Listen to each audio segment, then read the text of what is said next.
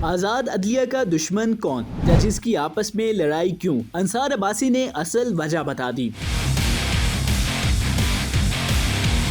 अपने कॉलम में सीनियर तज्जियाकार और सहाफी अंसार अब्बासी ने लिखा कि आला अदलिया के जजेस की लड़ाई में ऐसी सियासत हो रही है जिसने अदलिया का बहुत नुकसान किया। इदारे की बची कुची साख थी, उसको भी बहुत नुकसान पहुंचाया। इसी सियासत अदलिया की अंदर की लड़ाइयों और आजाद अदलिया के दौर में जजों के मुतनाज़े सियासी फैसलों जिसमें जज किसी और के हाथों में खेल कर खुश होते रहे, इसी खेल में मुल्क और सिस्टम का नुकसान किया।